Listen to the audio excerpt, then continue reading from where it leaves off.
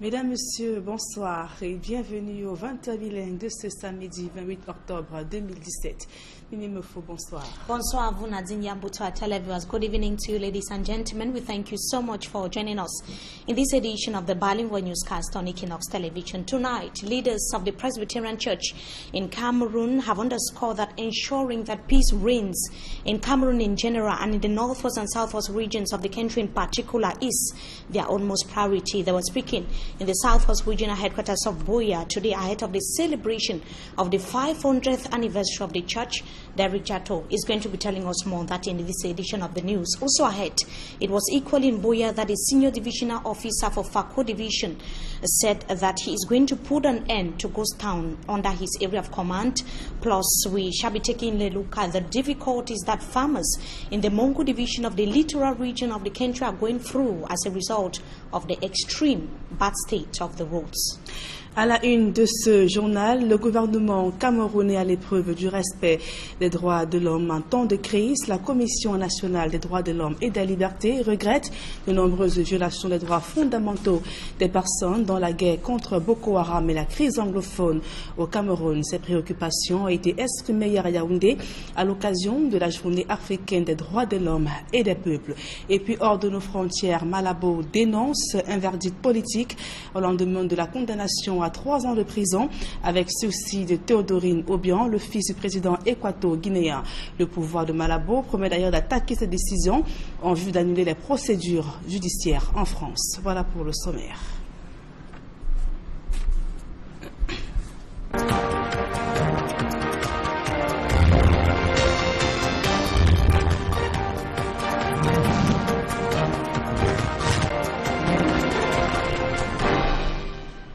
Mesdames, Messieurs, une fois de plus, bonsoir et bienvenue à tous. Au regard des arrestations et détentions arbitraires décriées sur le théâtre de la crise anglophone au Cameroun, la Commission nationale des droits de l'homme et des libertés épingle la justice camerounaise.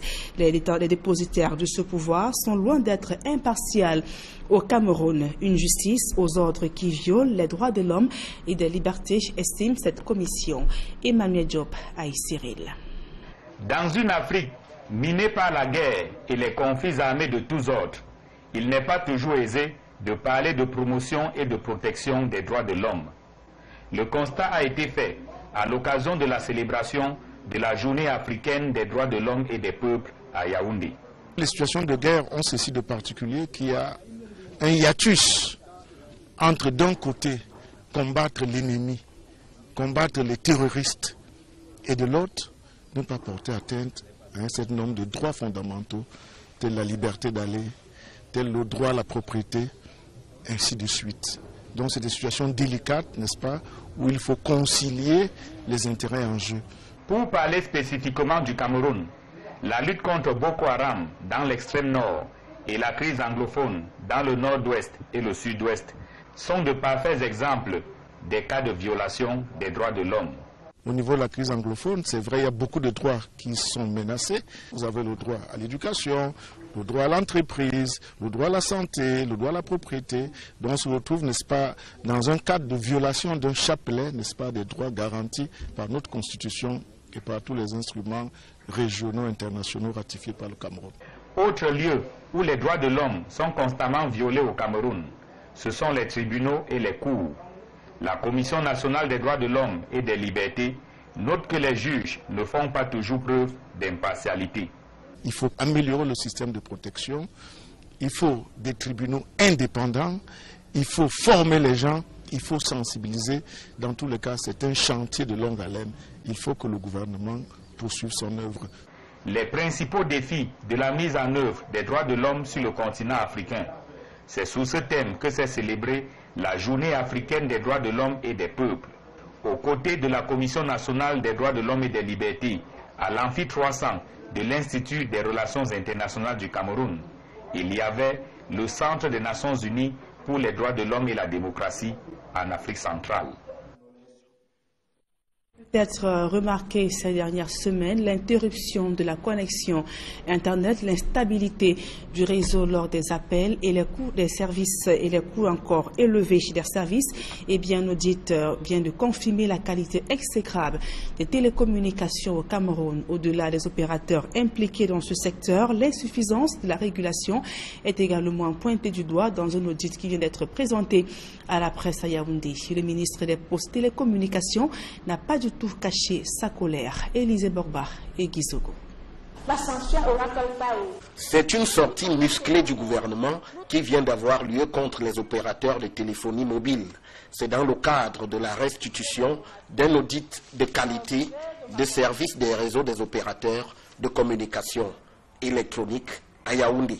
La méthodologie de travail adoptée a consisté pour les consultants à analyser les données des réseaux fournis par tous les opérateurs, à effectuer par la suite des tests in-car sur une distance de 7800 km et sur 61 points statiques représentant 30 villes et plus de 60 villages dans les 10 régions de notre pays.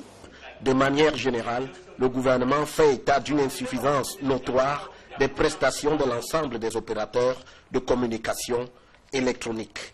Les résultats au terme de l'audit confirment une dégradation continue de la qualité de service chez tous les opérateurs due au non-respect de leur cahier de charge et à la faiblesse technique du régulateur dans l'accompagnement de ces opérateurs. Dans cet inventaire, 4 grands griefs sont relevés comme traduisant la gravité de la situation. Les grandes lacunes constatées sont les suivantes. L'insuffisance des investissements par rapport à l'accroissement du nombre des abonnés. Ensuite, des lacunes techniques au niveau du réglage des équipements. Non-respect des normes internationales et du paramétrage de certains équipements et réseaux. Et enfin, le dimensionnement des réseaux est non optimisé. Ce constat amer, qui est le quotidien des usagers, va-t-il pour autant amener le gouvernement à abattre son glaive sur les opérateurs de téléphonie? Visiblement, celui-ci préfère tempérer et parier sur les correctifs qui pourraient être apportés. Les opérateurs sont nos partenaires, ils ont investi, ils sont là, nous avons besoin d'eux. Nous avons regroupé et donné à chacun un plan de correction. On leur donne 6 mois. Et maintenant, entre-temps, on va également renforcer techniquement le régulateur pour qu'ils soient derrière eux et suivre ce qu'ils sont en train de mettre en œuvre ces recommandations. Pour le moment, cet avertissement sans frais du gouvernement sonne comme la prise en compte, enfin, des plaintes des usagers du téléphone mobile au Cameroun. À présent, le chapitre économique de ce journal, comment insuffler de l'oxygène dans le poumon économique du Cameroun. Les petites et moyennes entreprises sollicitent la création et l'organisation de la promotion de l'économie sociale. C'est l'une des 11 recommandations des 3e journées nationales tenues à Yaoundé. Élisée Borba, Marcelin Gansop. À l'heure du bilan, les participants aux 3e journée nationale de l'économie sociale souffrent le chaud et le froid. D'abord les bons points, matérialisés par l'intérêt que les Camerounais portent de plus en plus aux produits locaux. La réalité est que les Camerounais veulent savoir ce que leur propre pays produit. Donc la preuve est qu'ils ont adhéré à notre produit, ils ont consommé et nous avons épuisé tout notre stock. Tous ceux qui sont passés par ce stand vraiment ont été impressionnés par ce que nous avons présenté, puisque nous avons montré les bienfaits de consommer nos produits forestiers non lignés et tout ce qui est produit ici chez nous sur place. Au chapitre des mauvais points, il y a que les acteurs de l'économie sociale ne se sentent pas suffisamment accompagnés par les pouvoirs publics, alors même qu'il y a de la matière à revendre. J'ai le ballon, l'objet d'or qui fait l'honneur de notre pays Cameroun. C'est avec ça que les lions indomptables ont porté le coupe de plusieurs fois. Si on avait le moyen, on pouvait faire comme ça, même 10. J'ai l'autre ici que je n'ai pas encore terminé parce que les matériels sont finis. S'il y avait le moyen on devait faire de l'effort pour aller de l'avant.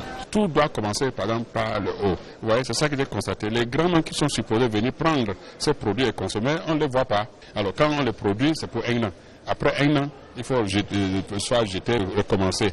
D'où le souhait émis par les uns et les autres de voir le gouvernement baliser le chemin de l'éclosion de l'économie sociale. Nous avons des problèmes de promotion, puisque la promotion ne s'arrête pas seulement dans les salons et les foires. Il y a les promotions médiatiques et bien d'autres. Le ministère, par exemple, peut faire une maison de produits camerounais. Donc, tout ce que les petites entreprises de l'économie sociale produisent au Cameroun, de toutes les régions où on peut exposer pour faire connaître. Pas moins de 11 recommandations ont sanctionné cette troisième édition des Journées nationales de l'économie sociale, parmi lesquelles la création d'un conseil national et d'un fonds de promotion des organisations et entreprises de l'économie sociale. Des recommandations dont on espère qu'elles ne resteront pas lettres mortes, comme c'est souvent le cas. Il y a un comité de suivi et évaluation qui va être mis en place et au fur et à mesure, on se réunira pour évaluer l'état de mise en œuvre des dites recommandations, afin qu'à la prochaine édition, qui devrait se tenir dans 2 ans, puisque c'est une manifestation biennale, que nous puissions vous dire exactement ce qui est advenu des recommandations qui ont été faites aujourd'hui. Rendez-vous a été pris pour 2019. Pour mesurer le chemin parcouru. Et les efforts de la stabilisation de l'économie, de la situation économique du Cameroun sont quelque peu insatisfaisants aux yeux du gendarme financier international. Une mission de FMI évalue la mise en œuvre du programme économique et financier conclu il y a quelques mois et ses experts déplorent la faible implication du secteur privé. Élisée Borba, Aïs Cyril. À l'heure de l'évaluation du programme économique et financier avec le FMI, ce n'est pas la grande satisfaction. Le Fonds monétaire international juge insuffisants les efforts du gouvernement pour assainir la situation macroéconomique du Cameroun. Ceci en raison de la faible implication du secteur privé. C'est vraiment de donner un espace à l'intérieur duquel on va assainir donc la situation macroéconomique et mettre en œuvre, alors je dirais, des réformes courageuses qui vont permettre au secteur privé de prendre le relais de la croissance. Donc les échanges avec l'INEPACT portaient justement sur l'état d'avancement des grands projets structurants qui vont permettre ce décollage du secteur privé. Le programme économique et financier avec le FMI repose sur une facilité élargie de crédit faite. Pendant les 3 années de sa mise en œuvre, il devrait permettre au Cameroun de bénéficier d'une aide financière du FMI évaluée à 415 milliards de francs CFA, dont 178 milliards déjà disponibles cette année. Présente au Cameroun depuis le 24 octobre dernier, la mission du FMI fait une première revue du programme. Nous avons discuté ensemble de points intéressants, son ministère, dont l'état d'avancement des grands travaux au Cameroun et les plans, les perspectives pour l'année prochaine de mise en œuvre. Approuvé en juin dernier, le programme économique et financier avec le FMI est une mise en œuvre de la résolution du sommet extraordinaire des chefs d'État de la CEMAC du 23 décembre 2016 à Yaoundé. Il vise à rétablir la stabilité budgétaire et extérieure de l'économie camerounaise, tout en améliorant sa compétitivité. En religion, ils étaient plus de 5000 élèves des différents établissements scolaires de la ville de Lom réunis autour de leur aumônier pour confier leur année scolaire 2017-2018 au Seigneur. Au cours de cette messe d'action de grâce, ces élèves n'ont pas manqué de prier pour leurs camarades des régions anglophones qui n'ont toujours pas repris avec le chemin de l'école. Plus de précisions dans ce reportage de Warren The2, Julienne Berthe-Bissaï. Autour de leur aumônier, ces élèves confient au Seigneur leur année scolaire 2017-2018.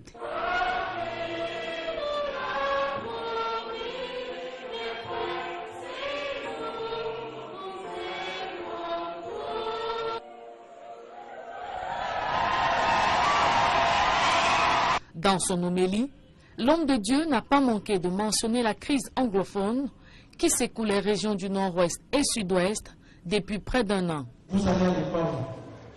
Mais nous savons que de l'autre côté, nos frères, vos frères, vos amis ne vont pas à l'école.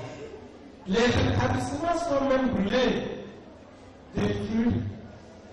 C'est la faute de la jeunesse.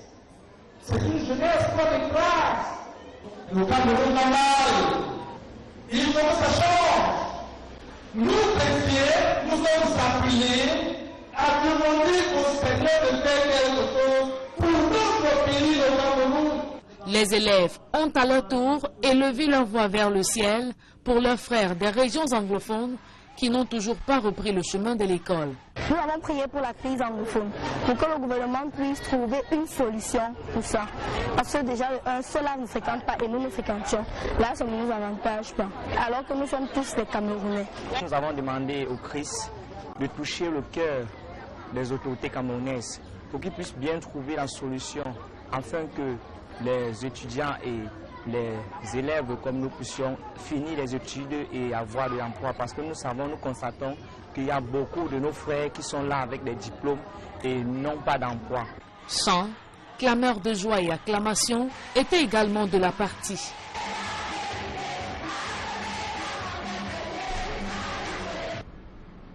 Tout autre chose à présent, développement du Cameroun, les adolescents ont droit à la parole. Un ouvrage qui recense les multiples questions que se pose cette tranche de la population vient d'être présenté à Douala pour l'auteur Symphorien Téné. Il est question de répondre aux interrogations de cette jeunesse en manque de repères. Écoutons à présent cette réaction de Symphorien Téné, l'auteur de l'ouvrage intitulé « Les 100 questions que se posent les adolescents ». J'appellerai seulement tous les Camerounais et tous les Africains à faire une introspection personnelle. Chacun doit pouvoir se regarder dans la glace et dire le changement c'est ici et maintenant. Le changement c'est par moi que ça doit passer. Donc j'appelle vraiment les Africains et les Camerounais à prendre conscience de notre inconscience. Parce que, comme je disais tout à l'heure à l'entame de mes propos, on a tout ce qu'il faut pour se développer. On a des pays riches, on a des sous-sols riches, on a des talents à ne plus démontrer, on a des intellectuels chevronnés, on a des compétences validées. Mais pourquoi individuellement nous sommes forts, mais collectivement, pourquoi on laisse nos intérêts égoïstes nuire à nos intérêts collectifs? L'actualité hors de nos frontières à présent, et je vous le disais en titre, Malabo qui dénonce une verdict politique après la condamnation à 3 ans de prison avec sursis de Théodorine Obiang, le fils du président de Guinée équatoriale dans l'affaire des biens mal acquis. Le pouvoir de Malabo promet d'ailleurs d'attaquer cette décision en vue d'annuler les procédures judiciaires du côté de la France. Plus de précisions dans ce reportage d'Innocent Abega et Sylvestre Zangaou. Premier dirigeant étranger condamné en France pour une affaire de biens mal acquis, Théodorine Obiang, le vice-président de la Guinée équatoriale, écope de 3 ans de prison avec sursis et 30 millions d'euros d'amende. La 32e chambre du tribunal de grande instance de Paris le reconnaît coupable d'avoir blanchi entre 1997 et 2011 une somme estimée à près de 150 millions d'euros. Un montant, note de tribunal, sans rapport avec ses revenus, de 80 000 euros par an. Conformément aux réquisitions du parquet national financier, la confiscation de ces nombreux biens, mobiliers et immobiliers, en plus de 17 voitures de luxe, a été ordonnée. Une confiscation qui devra cependant attendre. Mais il faut rappeler que Théodorine Obiang peut faire appel de cette décision. Ses avocats, depuis le début de cette affaire, ont mis en avant son immunité du fait de son statut de vice-président de la Guinée équatoriale. Ils ont également argumenté que le blanchiment pour lequel Théodorine Obiang était poursuivi en France n'était qu'une infraction découlant de faits qui ne sont pas poursuivis en Guinée équatoriale. Mais le tribunal a estimé que le blanchiment était une infraction autonome, rendant compétentes les juridictions françaises. À présent, la deuxième partie de ce journal en langue anglaise avec vous, Nini Nofo. Merci à vous, Nadine Yambuto. Our televiewers, we thank you so much for joining us in this second segment of the news in the English language. After repeated violence, massive arrests, shootings that led to loss of lives and displacement of many in the northwest and southwest regions of the country. The Council of Protestant Churches of Cameroon, CEPCA, says that they cannot remain indifferent. Meeting today at the head office of the PCC in Buea, the church leaders say that constructive dialogue is the way out of the current Anglophone crisis. To ensure that peace reigns in Cameroon, CEPCA is preparing an official outing on the state of affairs in the northwest and southwest regions of the country, which would be made public during the celebration of the 500th anniversary of the church. The event is going to be coming up on the 31st of October 2017 and is going to take place in the nation's capital, Yaoundé. And to better understand the raison d'etre, or the purpose of the meeting that took place today in Buea, let's now have an excerpt of the president of CEPCA, Reverend Robert Ngoye Daga, was speaking to our reporter in the southwest region, Derek Jatu. This crisis that happened in these Anglophone regions, as a Christian body, Protestant Council, we cannot be aside when the country is facing hard life of citizens. That's why we came here to reflect and to see what we can do to contribute of peace and well-being, to be together as a Christian body, as we are preparing the 500 years of celebration of Reformation. In the line, we made this resolution that we are going to present at celebration in Yaoundé, to see openly to all the nation and the Christian and the Cameroonian people. The dialogue will be the best way that we can talk together for what we want to be in our country, in every regions in our country. As a human being, even in a family, we need to talk, we need to share. Even in the family, husband and wife and children must be to talk among them if they want to have peace and development in their family. The dialogue is really the way that God has created as a human being and give us to speak and to talk. And dialogue to the visiting UN scribe is also the solution to the Anglophone crisis. Antonio Guterres gave the recommendation yesterday during his brief stopover in Cameroon. He was coming from the Central African Republic, where he spent 4 days. He was received by the President of the Republic of Cameroon at the Unity Palace. The Boko Haram atrocities plaguing the far north region of the country and refugee crisis as well, rocking the far north region and the east region, were some of the issues that were discussed by the President of the Republic and the UN scribe, that is Antonio Guterres. We obviously will be coming back to that in our subsequent newscast. Now, over 5,000 students from 7 secondary schools in Loum, where in the Mongo division of the country, have called on the President of the Republic to solve the current Anglophone crisis and enable their mates in the northwest and southwest regions to return to school. They were speaking during a special mass to commit the 2017-2018 academic year into the hands of the Almighty. Innocent Aze has the details. Assembled in the house of God, these students, over 5,000 in number, from 7 secondary schools in Loum, pray for a successful 2017-2018 academic year. The presiding Reverend Father, in his homily, dwelt more on the socio-political crisis that has been rocking the 2 English-speaking regions of Cameroon, with adverse effects on the education of pupils and students who have been away from school since last year. To him, Cameroon is ill and needs healing, such that life returns to normalcy, especially in the 2 Anglophone regions. The students, on their part, raised their voices to God, imploring Him to intervene in the case of their brothers and sisters in the northwest and southwest regions who have still not resumed school this year. They also prayed that government quickly solve the Anglophone crisis to enable their siblings go back to school, as they have been restless as well.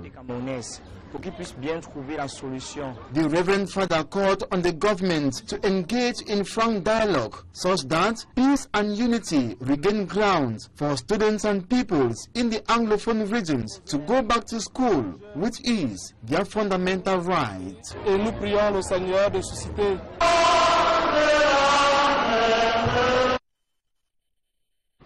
It was in the middle of the Anglophone crisis that the senior divisional officer for FACO division, when the southwest region of the country embarked on a Meet the People tour.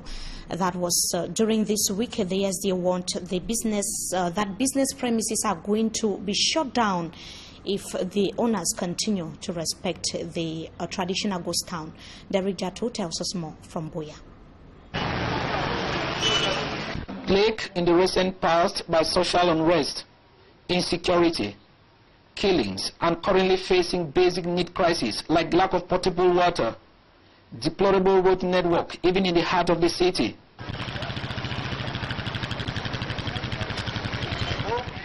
Buea, a subdivision in FACO division that doubles as the Southwest Regional Capital, expect much from the new senior divisional officer for FACO division, Mr. Engamba Emmanuel Lidu. Passing through Lisoka, Wombaki, Wokwe, Gonjia, right to Wokaka. You have seen the state of our roads. The roads are deplorable. The senior divisional officer is on a socio-economic tour in Buea, principally to familiarize himself with the people and the area he is sent to govern.